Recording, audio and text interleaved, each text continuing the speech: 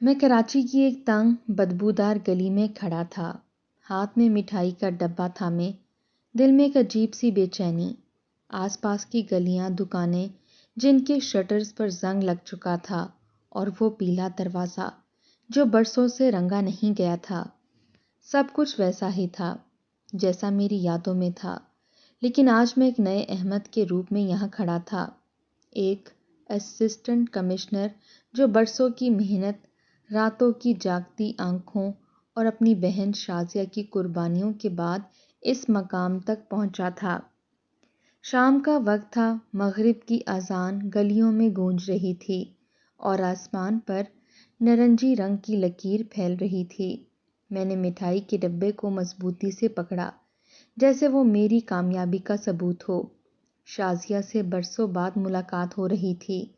اس نے میری پڑھائی کے لیے اپنی شادی کا ہار بیچ دیا تھا، وہ سونے کا ہار جو اس کی ماں کی آخری نشانی تھا، اس کا سب سے بڑا خواب تھا۔ احمد، یہ ہار میری خوشی سے زیادہ قیمتی نہیں، تو پڑھ بس، باقی سب ٹھیک ہو جائے گا۔ اس کی وہ بات آج بھی میرے کانوں میں گونجتی تھی۔ میں نے دروازے پر دستک دی، 1 2 3۔ دل کی دھڑکن تیز ہو گئی۔ دروازہ کھلا اور شازیہ سامنے کھڑی تھی۔ اس کا چہرہ ویسا ہی تھا، وہی گندمی رنگت، وہی بڑی بڑی آنکھیں جن میں بچپن میں اپنا مستقبل دیکھتا تھا۔ لیکن جب میری نظر اس کے گلے پر پڑی، میرے قدموں تلے سے زمین نکل گئی۔ اس کے گلے میں وہی سونے کا ہار تھا، وہی ہار جو اس نے برسوں پہلے میری پڑھائی کے لیے بیچ دیا تھا۔ شازیہ، میری آواز کانپ اٹھی، یہ ہار، یہ تو تم نے بیچ دیا تھا؟ وہ خاموش رہی۔ اس کی آنکھوں میں ایک عجیب سی اداسی تھی، جیسے کوئی راز چھپا ہو جو برسوں سے اس کے سینے میں دبا تھا۔ اندر آ، احمد، اس نے بس اتنا کہا اور دروازہ کھلا چھوڑ کر اندر چلی گئی۔ میں اندر داخل ہوا۔ گھر چھوٹا سا تھا لیکن صاف ستھرا۔ دیواروں پر چند فریموں میں آیت لٹکی ہوئی تھیں۔ ایک کونے میں ایک چھوٹا سا ٹیبل تھا جس پر کتابیں رکھی تھیں، اور ایک دیوار پر شازیہ کی پرانی تصویر لگی تھی، وہ تصویر جو اس کی منگنی کے دن لی گئی تھی۔ اس تصویر میں وہ ہار اس کے گلے میں چمک رہا تھا۔ کمرے میں ایک پرانی سی چارپائی تھی اور اس پر ایک پتلا سا گدا رکھا تھا۔ سب کچھ سادہ تھا، لیکن شازیہ کی محنت کی گواہی دیتا تھا۔ شازیہ، یہ ہار کیسے؟ میں نے دوبارہ پوچھا۔ میری آواز میں حیرت اور درد ملے ہوئے تھے۔ وہ ایک کرسی پر بیٹھ گئی اور مجھے اشارہ کیا کہ میں بھی بیٹھ جاؤں۔ مٹھائی کا ڈبہ اب بھی میرے ہاتھوں میں تھا، لیکن میری نظر اس ہار پر جمی تھی۔ وہ مسکرائی، لیکن اس کی مسکراہٹ جھوٹی تھی۔ بیٹھ احمد، میں تجھے سب بتاتی ہوں۔ میں لاہور کے ایک چھوٹے سے محلے کا لڑکا تھا۔ ہمارا گھر 2 کمروں کا تھا، جہاں 4 بہن بھائی، شازیہ، میں، سارا اور فیضان، اور اماں ابا رہتے تھے۔ ابا ایک دکاندار تھے جو محلے کی ایک چھوٹی سی دکان پر بیکری کا سامان بیچتے تھے۔ صبح سے شام تک دکان پر بیٹھتے، لیکن آمدنی اتنی نہیں تھی کہ ہمارے خواب پورے ہو سکتے۔ اماں گھر سنبھالتی تھیں، لیکن ان کی کمر ہمیشہ درد کی وجہ سے جھکی رہتی تھی۔ وہ اکثر رات کو ہمارے لیے دعائیں مانگتیں اور شازیہ ان کے ساتھ بیٹھ کر قرآن پڑھتی۔ شازیہ ہم سب میں بڑی تھی، صرف 3 سال مجھ سے بڑی، لیکن اس کی عقل اور سمجھ اس کی عمر سے کہیں زیادہ تھی۔ جب میں چھوٹا تھا، وہ میری سب سے بڑی سہارا تھی۔ وہ راتوں کو جاگ کر مجھے پڑھاتی، میری کتابوں کے لیے اپنی خواہشات چھپاتی۔ احمد، تو پڑھ لکھ کر بڑا آدمی بنے گا، وہ ہمیشہ کہتی۔ اس کی آنکھوں میں ایک چمک ہوتی، جیسے وہ میری کامیابی کو اپنا خواب سمجھتی ہو۔ جب میں 10ویں جماعت میں تھا، ابا کو دل کا دورہ پڑا۔ وہ ہسپتال کے بستر پر 3 دن تڑپے۔ میں اور شازیہ ہر رات ہسپتال کے باہر بیٹھ کر دعائیں مانگتے۔ ہم نے اپنی ساری جمع پونجی خرچ کر دی، لیکن ابا کو نہ بچا سکے۔ ایک رات جب رمضان کی آخری عشرے کی راتیں چل رہی تھیں، ابا خاموشی سے چل بسے۔ اس رات کے بعد ہمارا گھر بدل گیا۔ اماں کی آنکھیں ہمیشہ کے لیے نم ہو گئیں، اور شازیہ نے گھر کی ذمہ داری سنبھال لی۔ اس وقت شازیہ کی شادی کی بات چل رہی تھی۔ ایک اچھا رشتہ آیا تھا، شہباز، جو ہمارے محلے کے ایک معزز گھرانے کا لڑکا تھا۔ شازیہ کی منگنی ہو چکی تھی اور اس نے اپنی شادی کے لیے ایک سونے کا ہار بنوایا تھا۔ وہ ہار اس کی ماں سے ملنے والی آخری نشانی تھی، کیونکہ اماں نے اپنی شادی کا زیور بیچ کر وہ ہار بنوایا تھا۔ شازیہ اس ہار کو دیکھ کر مسکراتی اور کہتی، یہ میری شادی کا سب سے بڑا زیور ہوگا۔ لیکن ابا کے جانے کے بعد ہم پر قرضوں کا پہاڑ ٹوٹ پڑا۔ میری پڑھائی جاری رکھنے کے لیے پیسوں کی ضرورت تھی۔ ایک دن شازیہ بازار گئی اور وہ ہار بیچ کر آئی۔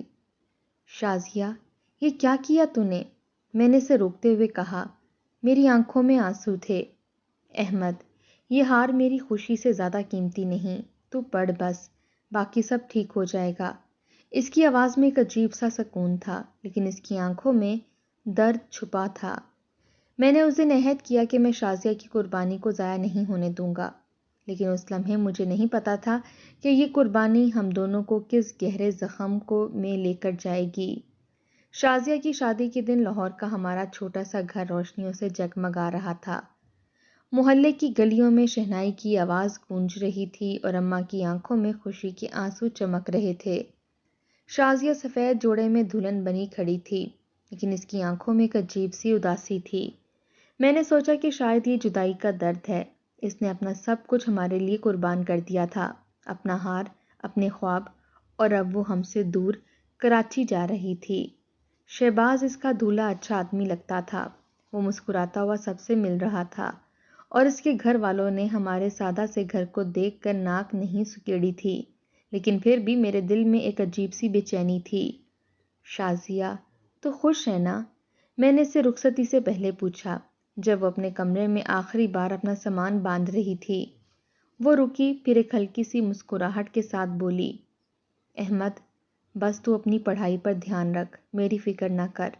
اس کی آواز میں وہی سکون تھا جو اس نے اس وقت دکھایا تھا جب اس نے اپنا ہار بیچا تھا، لیکن اس کی آنکھوں میں کچھ چھپا تھا، ایک راز، ایک درد جو وہ مجھ سے بانٹنا نہیں چاہتی تھی۔ شازیہ کراچی چلی گئی۔ وہ شہباز کے ساتھ ایک متوسط محلے میں رہنے لگی۔ ہم لاہور میں رہ گئے، میں، اماں اور ہمارے چھوٹے بہن بھائی سارا اور فیضان۔ میری پڑھائی جاری رہی، لیکن شازیہ سے رابطہ کم ہوتا گیا۔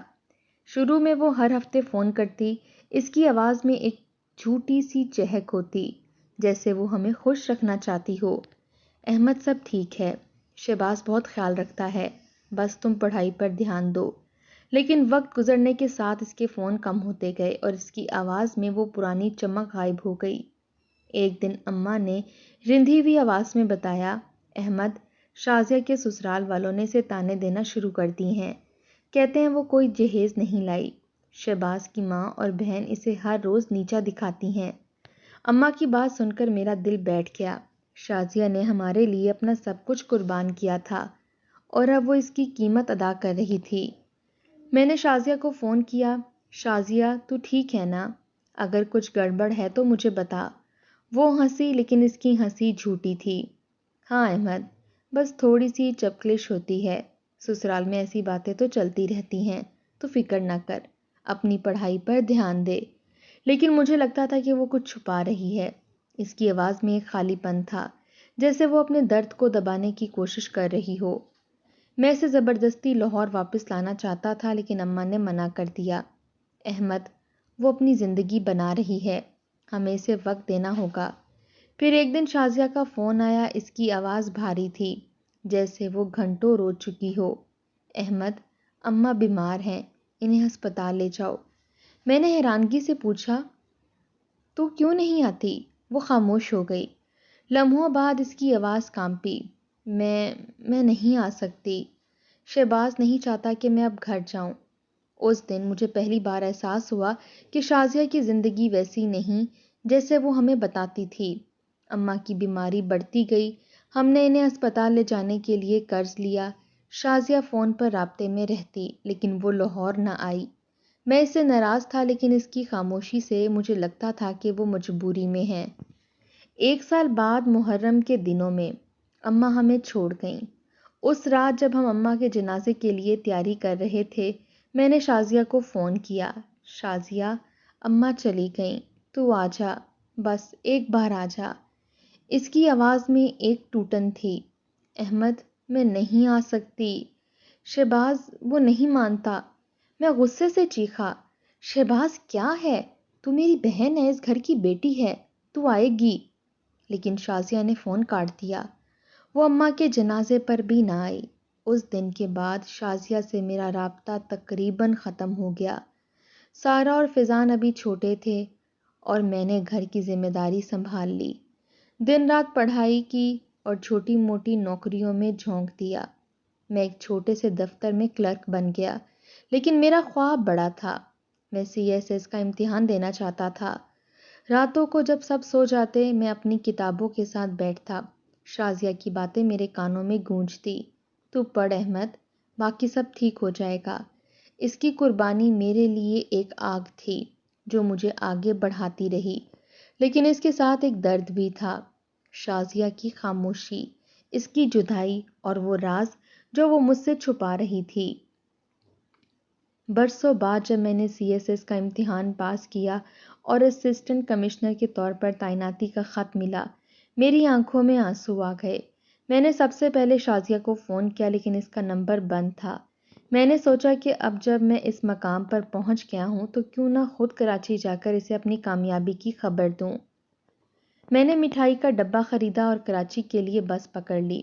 راستے بھر ماضی کی یادیں میرے ساتھ تھیں، شازیہ کی ہنسی، اس کی قربانی اور وہ ہار جو اس نے میرے لیے بیچ دیا تھا۔ بس کی کھڑکی سے باہر دیکھتے ہوئے میں نے سوچا کہ شاید اب سب ٹھیک ہو جائے گا، لیکن مجھے نہیں پتا تھا کہ شازیہ کے گھر پہنچ کر جو سچ سامنے آئے گا وہ میرے دل کو اور بھی توڑ دے گا۔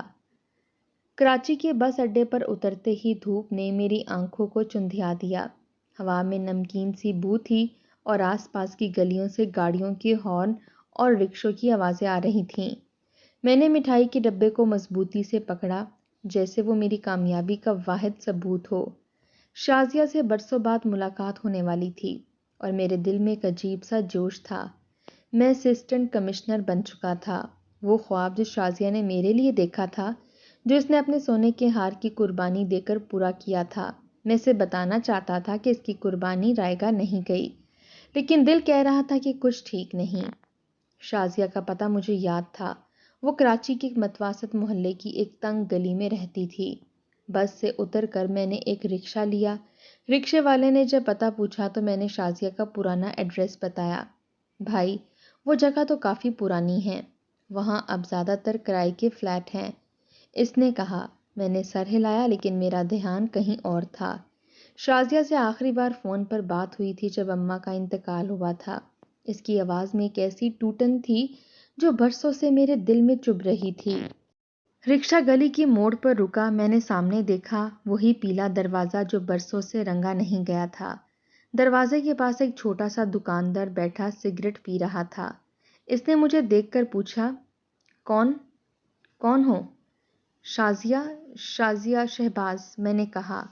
اس نے ایک عجیب سی نظر سے مجھے دیکھا۔ او شازیہ بی بی، وہ تو اوپر والے فلیٹ میں رہتی ہیں، اکیلی ہیں بس۔ اکیلی؟ میرا دل دھک سے بیٹھ گیا۔ شہباز کہاں ہے؟ وہ ہنسا۔ شہباز؟ وہ تو کب کا کہیں اور چلا گیا۔ شازیہ بی بی کوئی 2 سال سے اکیلی رہتی ہیں۔ میرے ہاتھ سے مٹھائی کا ڈبہ تقریباً گرتے گرتے بچا۔ شازیہ اکیلی؟ شہباز کہاں گیا؟ اس نے مجھے کبھی کچھ کیوں نہیں بتایا؟ میں نے خود کو سنبھالا اور سیڑھیاں چڑھ کر فلیٹ تک پہنچا۔ دروازے پر دستک دی، 1 2 3، دل کی دھڑکن تیز ہو گئی۔ دروازہ کھلا اور شازیہ سامنے کھڑی تھی۔ وہ ویسی ہی تھی، وہی گندمی رنگت، وہی بڑی بڑی آنکھیں، لیکن اس کے چہرے پر ایک تھکن تھی، جیسے برسوں کی تکلیف اس کی آنکھوں میں سمائی ہو۔ اور پھر میری نظر اس کے گلے پر پڑی۔ اس کے گلے میں وہی سونے کا ہار تھا، وہی ہار جو اس نے میری پڑھائی کے لیے بیچ دیا تھا۔ میرا دل بیٹھ گیا۔ شازیہ، میری آواز کانپ اٹھی، یہ ہار، یہ تو تم نے بیچ دیا تھا؟ وہ خاموش رہی، اس کی آنکھوں میں ایک عجیب سی اداسی تھی، جیسے کوئی راز برسوں سے اس کے سینے میں دبا ہو۔ اندر آ احمد، اس نے بس اتنا کہا اور دروازہ کھلا چھوڑ کر اندر چلی گئی۔ میں اندر داخل ہوا۔ فلیٹ چھوٹا سا تھا لیکن صاف ستھرا۔ دیواروں پر چند فریموں میں آیات لٹکی ہوئی تھیں۔ ایک کونے میں ایک چھوٹا سا ٹیبل تھا جس پر کتابیں رکھی تھیں۔ بچوں کی درسی کتابیں، ایک دیوار پر شازیہ کی پرانی تصویر لگی تھی، وہ تصویر جو اس کی منگنی کے دن لی گئی تھی۔ اس تصویر میں وہ ہار اس کے گلے میں چمک رہا تھا۔ کمرے میں ایک پرانی سی چارپائی تھی اور اس پر ایک پتلا سا گدا رکھا ہوا تھا۔ ایک چھوٹا سا ٹی وی خاموش پڑا تھا اور ایک کھڑکی سے شام کی روشنی اندر آ رہی تھی۔ سب کچھ سادہ تھا لیکن شازیہ کی محنت کی گواہی دیتا تھا۔ شازیہ، یہ ہار کیسے؟ میں نے دوبارہ پوچھا۔ میری آواز میں حیرت اور درد ملے ہوئے تھے۔ مٹھائی کا ڈبہ اب بھی میرے ہاتھوں میں تھا لیکن میری نظر اس ہار پر جمی تھی۔ وہ ایک کرسی پر بیٹھ گئی اور مجھے اشارہ کیا کہ میں بھی بیٹھ جاؤں۔ اس نے ایک گہرا سانس لیا جیسے کوئی بھاری بوجھ اٹھانے کی تیاری کر رہی ہو۔ بیٹھ احمد، میں تجھے سب بتاتی ہوں۔ شازیہ نے بتایا کہ اس کے سسرال والوں نے اسے کبھی عزت نہیں دی۔ شہباز شروع میں اچھا تھا لیکن اس کی ماں اور بہن نے اسے بدل دیا اور شازیہ پر الزام لگاتے کہ وہ بانجھ ہے کیونکہ شادی کے 5 سال بعد بھی اس کا کوئی بچہ نہیں ہوا۔ ہر روز تانے، ہر روز باتیں، تو ہمارے بیٹے کے لائق نہیں، تو نے کیا دیا ہمارے گھر کو؟ شہباز خاموش رہتا لیکن اس کی خاموشی مجھے اور توڑتی تھی۔ شازیہ کی آواز کانپ رہی تھی لیکن وہ رکی نہیں۔ پھر ایک دن شہباز نے دوسری شادی کر لی۔ اس کی آنکھوں میں آنسو چمک اٹھے۔ اس نے مجھے بتایا کہ اس کی ماں نے اسے مجبور کیا لیکن اس نے مجھ سے کبھی معافی نہیں مانگی۔ میں سکتے میں آ گیا۔ شازیہ، تو نے مجھے کیوں نہیں بتایا؟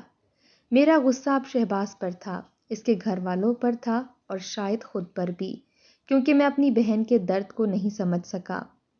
میں نے کبھی تمہیں نہیں بتایا احمد، کیونکہ میں چاہتی تھی کہ تو پڑھائی چھوڑ کر میری فکر میں پڑ جائے گا۔ تیری کامیابی میری زندگی کا واحد سہارا تھی۔ اس کی آواز میں ایک عجیب سی پختگی تھی لیکن اس کے لفظ میرے دل میں خنجر کی طرح چبھے۔ اور یہ ہار؟ میں نے پوچھا۔ میری نظریں اب بھی اس کے گلے پر جمی تھیں۔ شازیہ نے گہرا سانس لیا، اس کی آنکھوں میں آنسو چمک اٹھے۔ یہ وہی ہار نہیں احمد، یہ شہباز نے اپنی دوسری بیوی کے لیے بنوایا تھا۔ جب اس نے مجھے طلاق دی تو اس نے یہ ہار مجھے دے کر کہا کہ یہ رکھ لو، شاید تمہاری کوئی عزت بن جائے۔ میرا خون کھول اٹھا۔ شازیہ، تو نے مجھے کیوں نہیں بتایا؟ میں تیرے لیے سب کچھ کرتا۔ میری آواز بلند ہو گئی لیکن شازیہ نے میرا ہاتھ پکڑ لیا۔ احمد، تیری کامیابی میری زندگی کا واحد مقصد تھا۔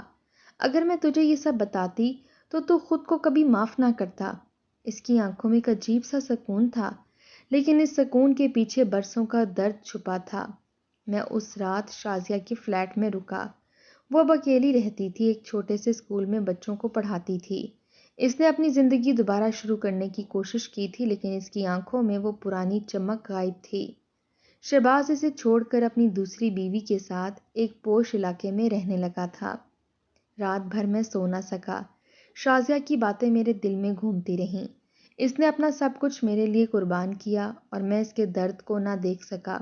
لیکن اب میں اسسٹنٹ کمشنر تھا، میرے پاس طاقت تھی اور میں نے فیصلہ کر لیا تھا کہ شہباز اور اس کے گھر والوں کو اس کی قیمت ادا کرنی پڑے گی۔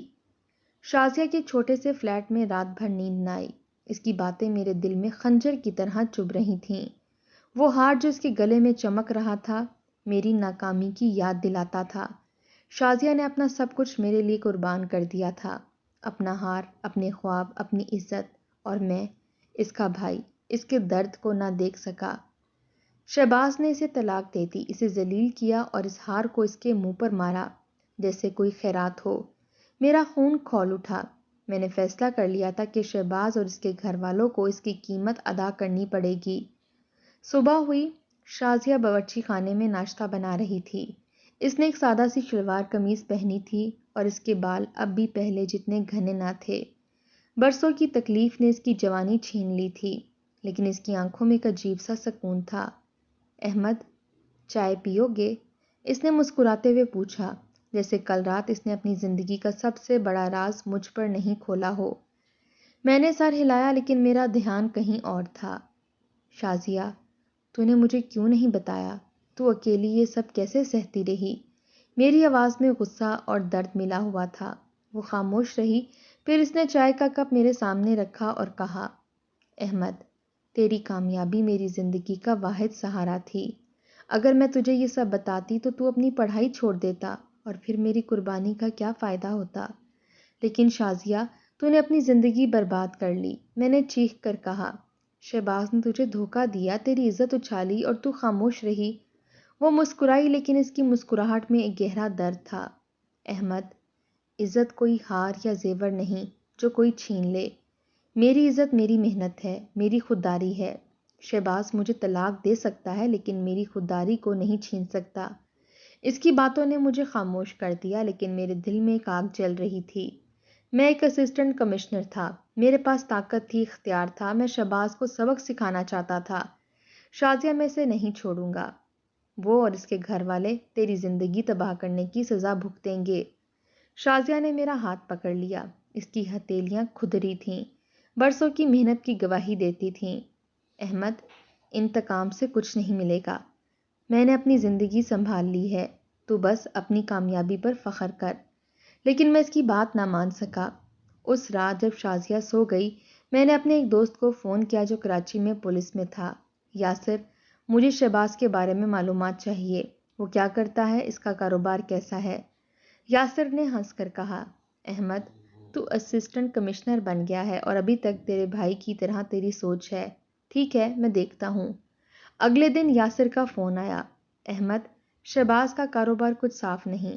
وہ امپورٹ ایکسپورٹ کے نام پر کچھ مشکوک کام کرتا ہے۔ اس کے گوداموں میں کئی بار چھاپے پڑ چکے ہیں، لیکن اس نے ہر بار رشوت دے کر خود کو بچا لیا۔ یہ سن کر میرا غصہ اور بھڑک اٹھا۔ شہباز نہ صرف شازیہ کا مجرم تھا بلکہ قانون کا بھی مجرم تھا۔ میں نے یاسر سے کہا، اس کے خلاف ایک ٹھوس انکوائری شروع کرو۔ کوئی رشوت، کوئی سفارش نہیں چلے گی۔ چند ہفتوں بعد شہباز میرے دفتر میں تھا۔ وہ ایک دبلا پتلا آدمی تھا جس کے چہرے پر اب وہ پرانی رونق نہیں تھی۔ وہ ہاتھ جوڑ کر میرے سامنے کھڑا تھا۔ احمد بھائی، معاف کر دو، میں شازیہ کے ساتھ غلط ہوا، لیکن مجھے برباد نہ کرو۔ میں نے اسے گھورا۔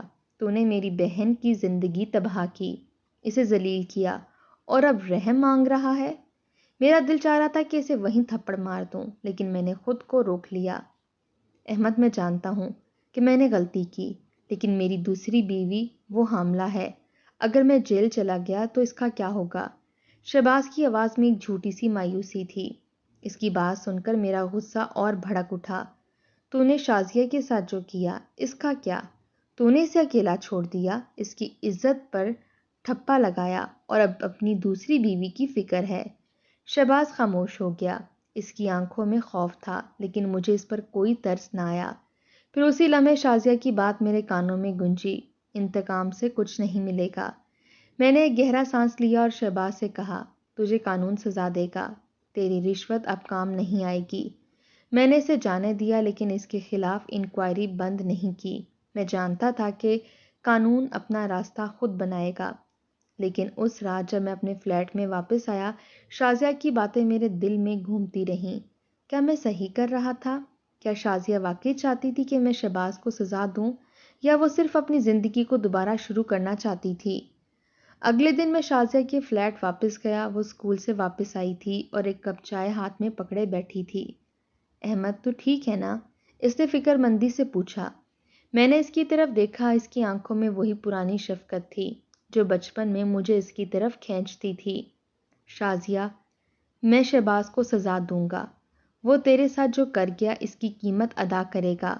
وہ خاموش رہی، پھر اس نے کہا، احمد، اگر تو اسے سزا دے گا تو کیا بدلے گا؟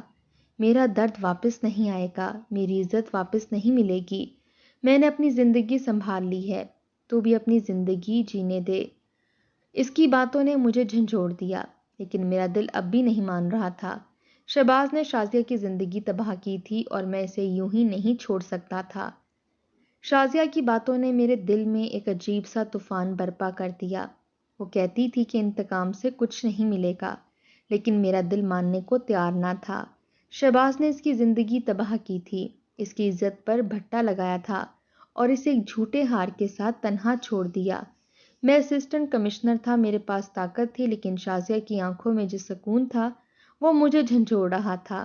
کیا وہ واقعی اس درد سے آگے بڑھ چکی تھی، یا یہ اس کی خودداری تھی جو اسے کمزور ہونے سے روک رہی تھی؟ میں کراچی میں چند دن اور رہا۔ شازیہ کے فلیٹ میں صبح شام اس کے ساتھ وقت گزارتا۔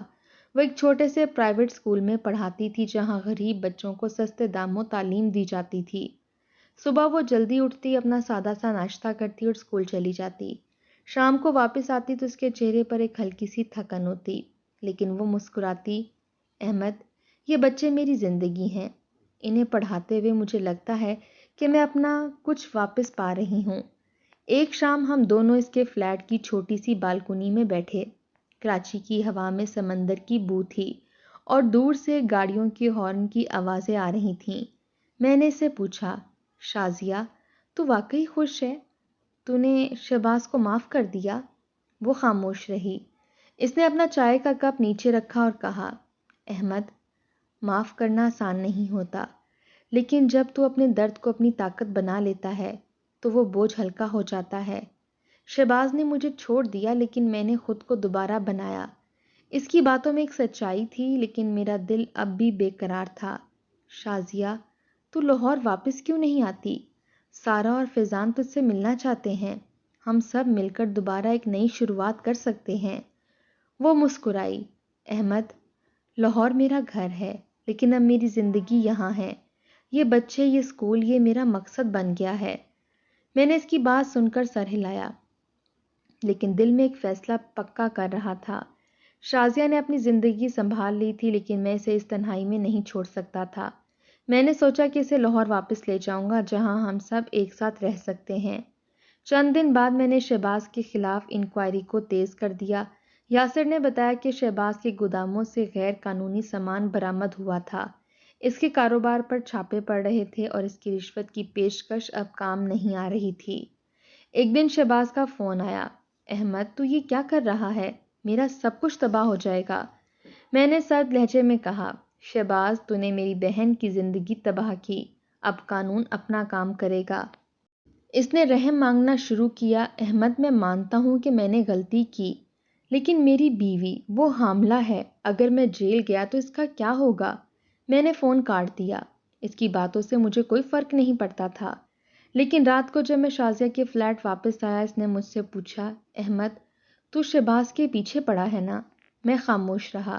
اس نے میری طرف دیکھا اور کہا، احمد، اگر تو اسے سزا دے گا تو کیا بدلے گا؟ میرا درد واپس نہیں آئے گا۔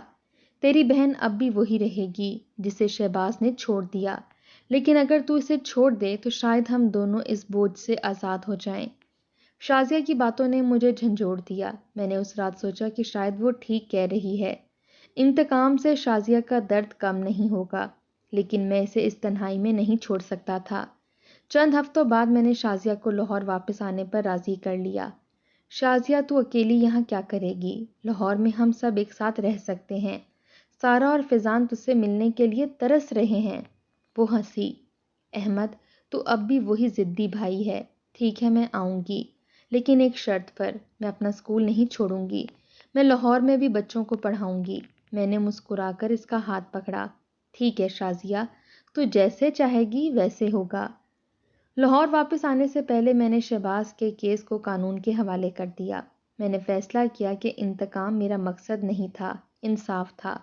شہباز کو اس کے جرائم کی سزا ملے گی، لیکن میں اپنی زندگی اس کی تباہی کے لیے برباد نہیں کروں گا۔ لاہور واپس پہنچ کر شازیہ نے ایک نئی زندگی شروع کی۔ اس نے ایک چھوٹے سے اسکول میں پڑھانا شروع کیا جہاں وہ غریب بچوں کو مفت تعلیم دیتی تھی۔ سارا اور فیضان اسے دیکھ کر خوشی سے نہال ہو گئے۔ شازیہ آپا، آپ واپس آ گئیں؟ سارا نے اسے گلے لگاتے ہوئے کہا۔ شازیہ نے مسکرا کر اس کا سر سہلایا۔ ہاں سارا، اب ہم سب ایک ساتھ ہیں۔ لاہور کی گلیوں میں ایک نئی صبح طلوع ہوئی۔ شازیہ کی واپسی نے ہمارے گھر کو دوبارہ زندہ کر دیا تھا۔ سارا اب کالج میں تھی اور فیضان ہائی اسکول میں پڑھتا تھا۔ میں اپنی نوکری میں مصروف تھا، لیکن ہر شام ہم سب ایک ساتھ بیٹھتے۔ شازیہ میں اپنے اسکول کے بچوں کی باتیں سناتی اور اس کی آواز میں ایک نئی چمک تھی۔ ایک دن ہم سب اماں اور ابا کی قبر پر گئے۔ شازیہ نے اپنے گلے سے وہ ہار اتارا جو شہباز نے اسے دیا تھا۔ اس نے اسے قبر پر رکھا اور کہا، اماں، یہ میرا بوجھ تھا، اب میں آزاد ہوں۔ میں نے اسے گلے سے لگایا۔ شازیہ، تو نے مجھے زندگی دی، اب تیری باری ہے۔ اس رات ہم دونوں نے لاہور کی سڑکوں پر چہل قدمی کی۔ شازیہ نے ہنستے ہوئے کہا، احمد تو جانتا ہے جب تو اسسٹنٹ کمشنر بنا مجھے لگا کہ میرا ہار بیچنا کامیاب ہو گیا۔ میں نے اس کی طرف دیکھا، اس کی مسکراہٹ میں ایک نئی زندگی تھی۔ اس لمحے مجھے احساس ہوا کہ ہم دونوں نے ایک دوسرے کو نجات دی تھی۔ شازیہ نے اپنی قربانی سے مجھے کامیابی دی اور میں نے اسے واپس لا کر اسے ایک نئی زندگی دی۔ زندگی عجیب ہے، یہ ہمیں زخم دیتی ہے لیکن انہی زخموں سے ہمیں جینے کی وجہ بھی ملتی ہے۔ شازیہ میری بہن تھی، میری ماں تھی، میری دوست تھی۔ اس نے اپنا سب کچھ قربان کیا اور میں نے اس کی قربانی کو اپنی کامیابی بنایا۔ آج جب میں اسے مسکراتے دیکھتا ہوں تو مجھے لگتا ہے کہ شاید زندگی نے ہمیں وہ سب کچھ لوٹا دیا جو اس نے ہم سے چھینا تھا۔ شہباز کے کیس کا فیصلہ چند ماہ بعد آیا۔ اسے اس کے جرائم کی سزا ملی، 3 سال قید، لیکن اس کی سزا سے زیادہ شازیہ کی مسکراہٹ نے مجھے سکون دیا۔ وہ آزاد تھی اور اس کی آزادی میری سب سے بڑی جیت تھی۔ ہر شام جب ہم سب ایک ساتھ بیٹھتے، شازیہ ہنستی اور اس کی ہنسی ہمارے گھر کو روشنی سے بھر دیتی۔ وہ کہتی، احمد، زندگی ہمیشہ دوسرا موقع دیتی ہے، بس ہمت نہیں ہارنی چاہیے۔ اور اس لمحے میں جانتا تھا کہ ہم نے وہ دوسرا موقع پا لیا تھا۔